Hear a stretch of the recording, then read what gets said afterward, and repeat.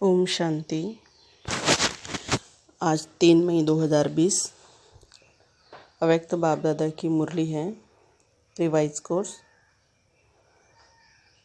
6 जनवरी 1986।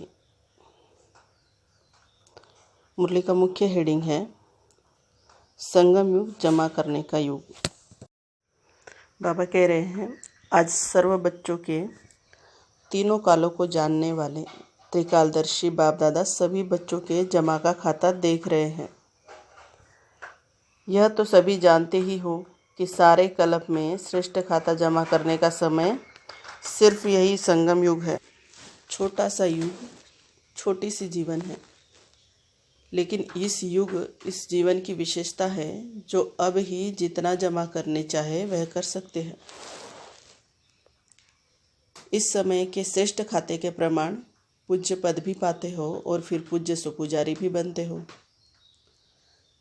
इस समय के श्रेष्ठ कर्मों का, श्रेष्ठ नॉलेज का, श्रेष्ठ संबंध का, श्रेष्ठ शक्तियों का, श्रेष्ठ गुणों का सब श्रेष्ठ खाते अभी जमा करते हो।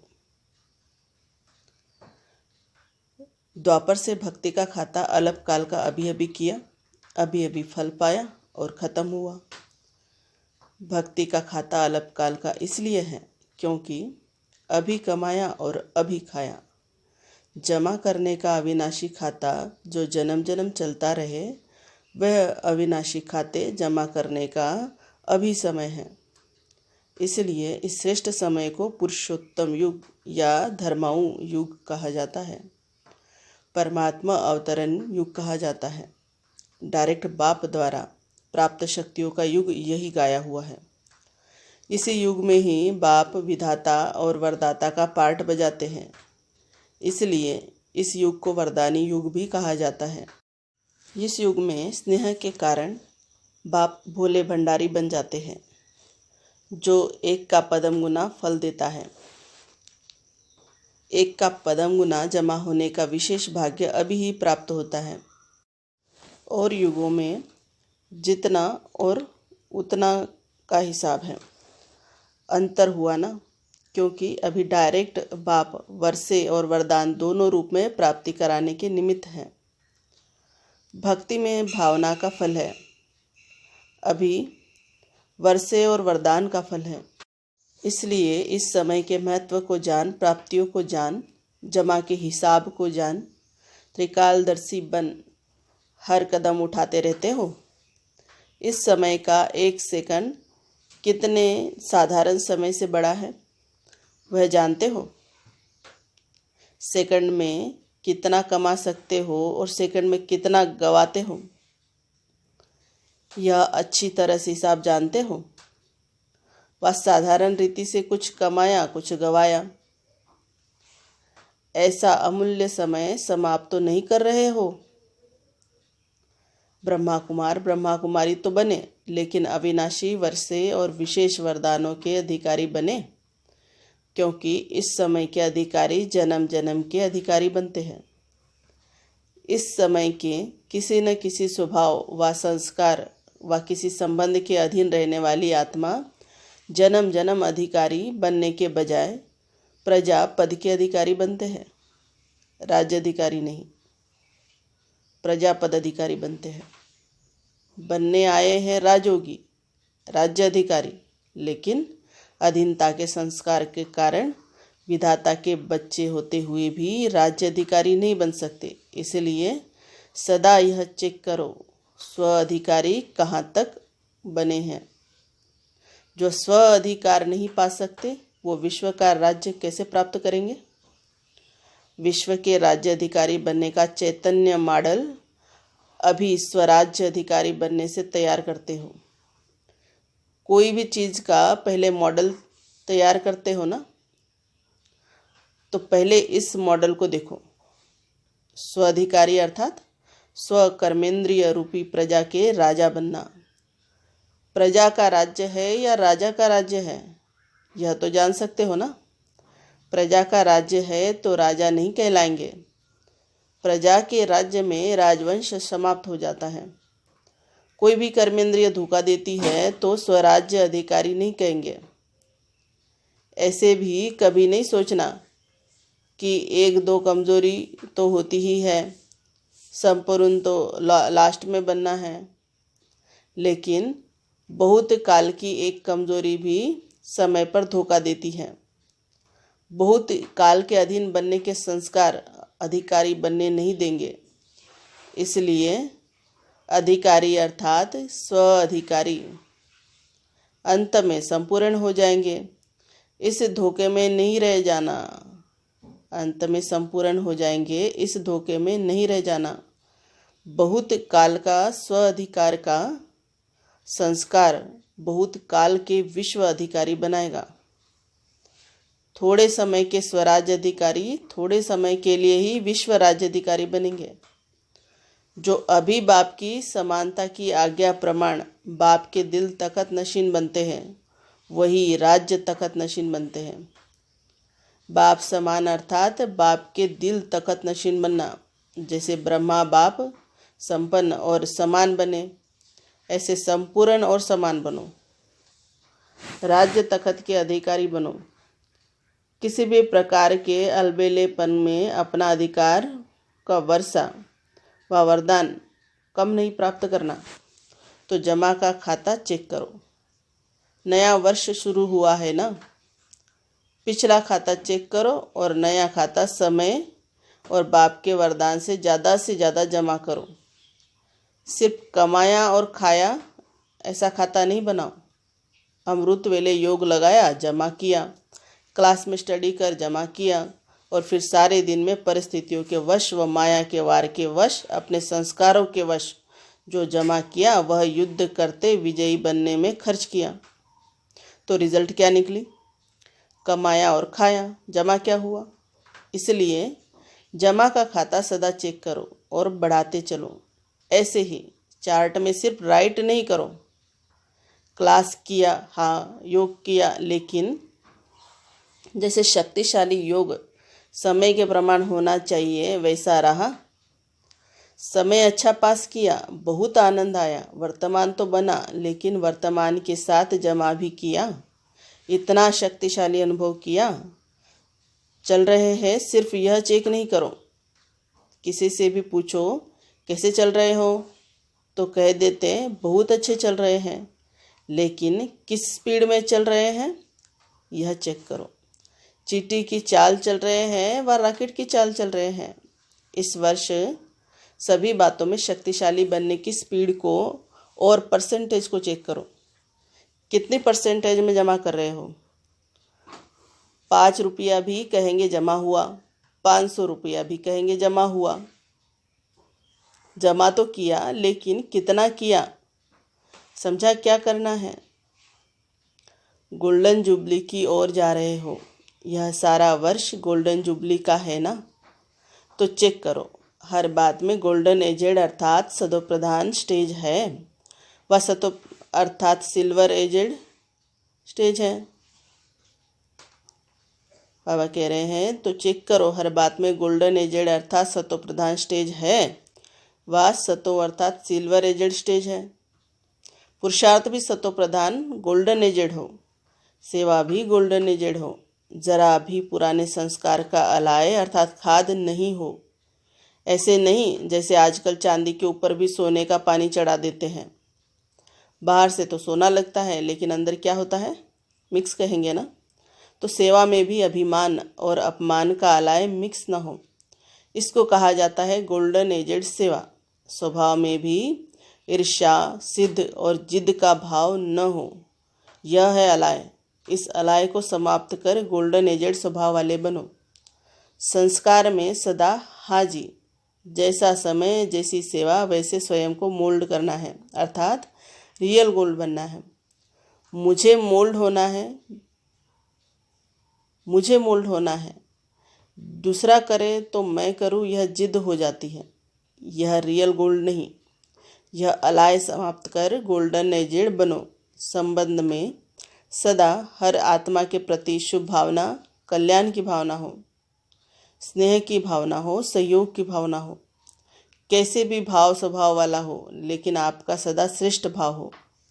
इन सब बातों में स्वपरिवर्तन ही गोल्डन जुबली मनाना है। अलाय को जलाना अर्थात गोल्डन जुबली मनाना। समझा? वर्ष का आरंभ गोल्डन एजेड स्थिति से करो। सहज है ना? सुनने के समय तो सब समझते हैं कि करना ही है, लेकिन जब समस्या सामने आती है तब सोचते हैं यह तो बड़ी मुश्किल बात है। समस्या के समय स्वराज्य अधिकारीपन का अधिकार दिखाने का ही समय होता है। वार के समय ही विजयी बनना होता है। परीक्षा के समय ही नंबर 1 लेने का समय होता है। समस्या स्वरूप नहीं बनो, लेकिन समाधान स्वरूप बनो। समझा? इस वर्ष क्या करना है? तब गोल्डन जुबली की समाप्ति संपन्न बनने की गोल्डन जुबली कही जाएगी। और क्या नवीनता करेंगे? बाप दादा के पास सभी बच्चों के संकल्प तो पहुँचते ही हैं। प्रोग्राम में भी नवीनता क्या करेंगे? गोल्डन थॉट सुनाने की टॉपिक रखी है ना। सुनहरे संकल्प, सुनहरे विचार जो सोना बना दे और सोने का युग लावे, यह टॉपिक रखी है ना। अच्छा, आज वतन में इस विषय पर रूह रूहान हुई, वो फिर सुनाएंगे। अच्छा,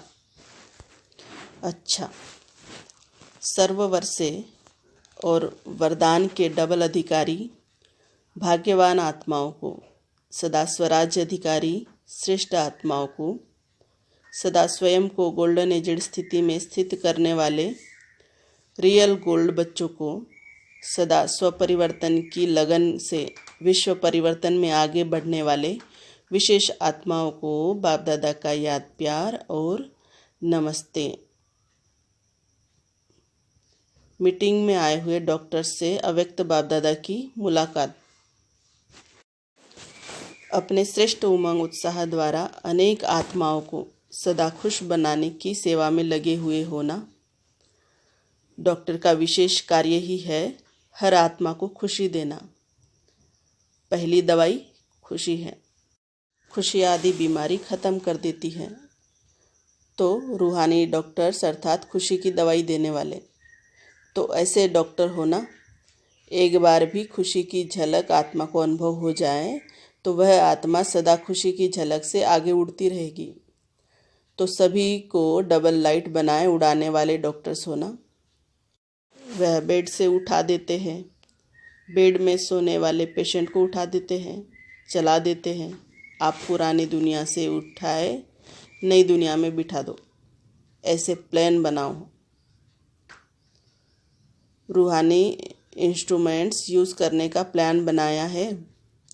इंजेक्शन क्या है, गोलियां क्या है, ब्लड देना क्या है, यह सब रूहानी साधन बनाए हैं।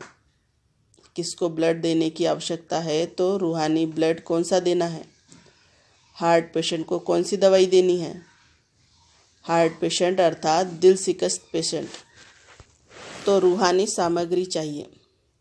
जैसे वह नई नई इन्वेंशन करते हैं, वो साइंस के साधन से इन्वेंशन करते हैं। आप साइलेंस के साधनों से सदा काल के लिए निरोगी बना दो। जैसे उन्होंने पास सारी लिस्ट है, यह इंस्ट्रूमेंट है, यह इंस्ट्रूमेंट है, ऐसे ही आपकी भी लिस्ट हो लंबी। ऐसे डॉक्टर्स हो। एवर हेल्दी बनाने के इतने बढ़िया साधन हो, ऐसे ऑक्यूपेशन अपना बनाया है। सभी डॉक्टर्स ने अपने अपने स्थान पर ऐसा बोर्ड लगाया है एवर हेल्दी एवर वेल्दी बनने का।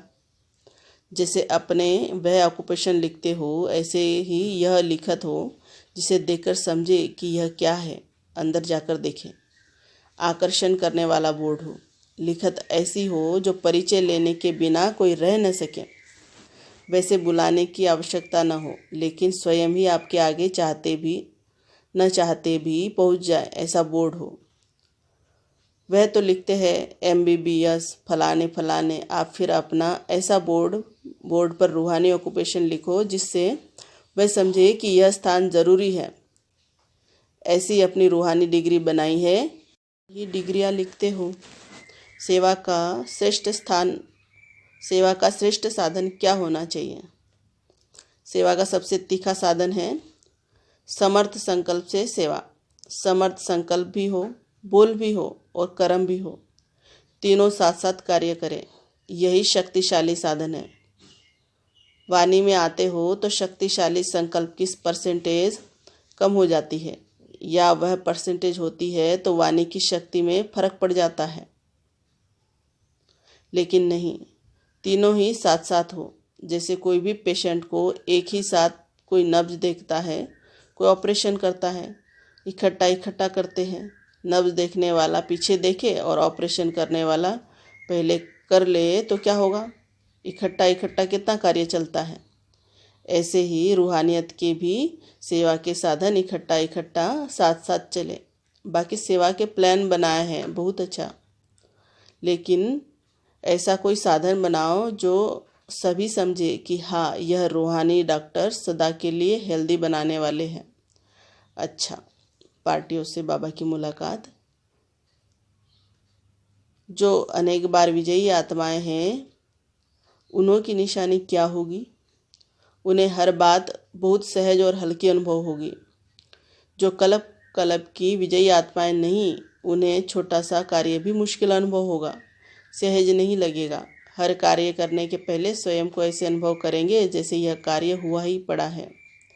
होगा या नहीं होगा यह क्वेश्चन नहीं उठेगा, हुआ ही पड़ा है यह महसूसता सदा रहेगी। पता है सदा सफलता है ही, विजय है ही, ऐसे निश्चय बुद्धि होंगे। कोई भी बात नई नहीं लगेगी, बहुत पुरानी बात है। इसी स्मृति से स्वयं को आगे बढ़ाते रहेंगे। बाबा दूसरी बात कह रहे हैं, डबल लाइट बनने की निशानी क्या होगी? डबल लाइट आत्माएं सदा सहज उड़ती कला का अनुभव करती हैं।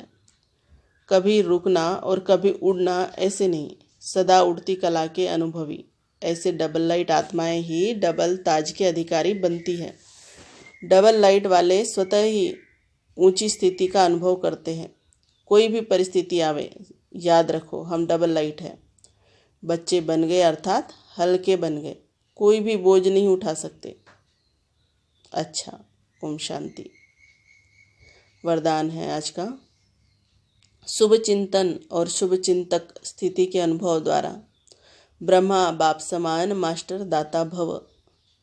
ब्रह्मा बाप समान मास्टर दाता बनने के लिए ईर्ष्या, घृणा और क्रिटिसाइज, इन 3 बातों से मुक्त रहकर सर्व के प्रति शुभ चिंतक बनो और शुभ चिंतन की स्थिति का अनुभव करो। क्योंकि जिसमें ईर्ष्या की अग्नि होती है वे स्वयं जलते हैं, दूसरों को परेशान करते हैं।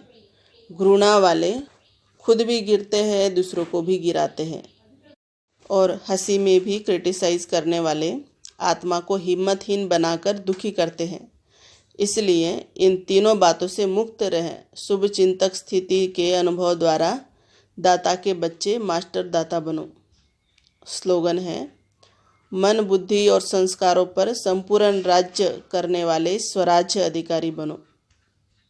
ओम शांति।